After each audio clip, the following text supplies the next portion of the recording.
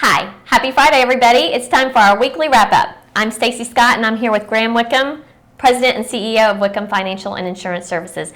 And he's going to give us the scoop on what's been going on in the market this week. Yeah, thank you, Stacy. We're in the middle of earnings season. We are seeing really good earnings for companies.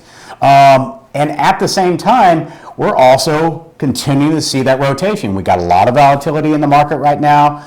The market's up 2% one day, down 2% the next day, and we're seeing that rotation. We're seeing that rotation between growth stocks from value stocks or industrial names, and we're seeing that rotation back and forth. A lot of that rotation seems to still be connected to that 10-year Treasury. It seems like a little bit of a broken record for me here, but it is. When you see that 10-year Treasury yield moving up, let's say closer to 150 or not to mention even higher, you're really seeing that tech trade come off, meaning interest rates start going up, and you start to see the value in industrial trade coming back online.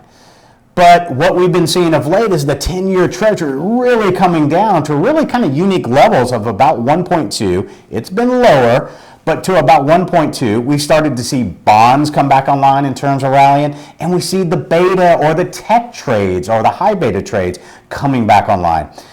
I think this all comes back to we're in the middle of rotation. So I really feel that if you're on one side of the market or the other, that might not be the right approach. I think you continually have to have a balanced approach between value, industrial, the commodity trade, and the tech high beta. You got to find out what's right for you based on your goals and objectives, but I think a good balanced approach in this market that's trying to figure out what direction it wants to move in is very appropriate in stock world.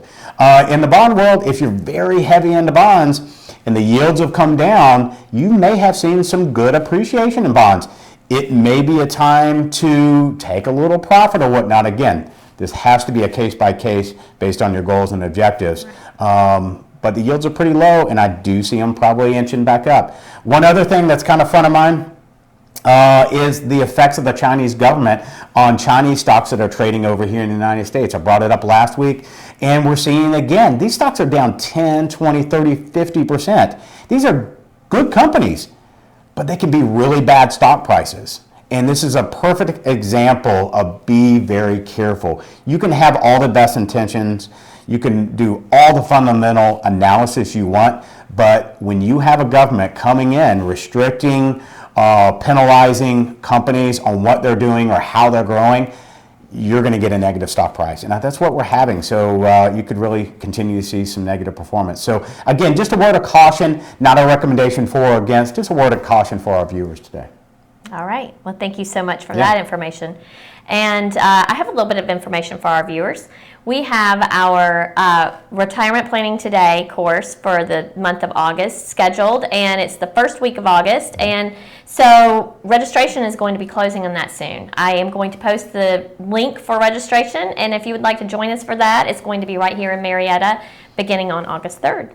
And also, every month we have our Lunch and Learn, and we hold it on the last Wednesday of the month at noon. And so that being said, next Wednesday, July 28th, is our Lunch and Learn for the month, and we'd love to have you join us for that. And I'll have the registration for that posted as well.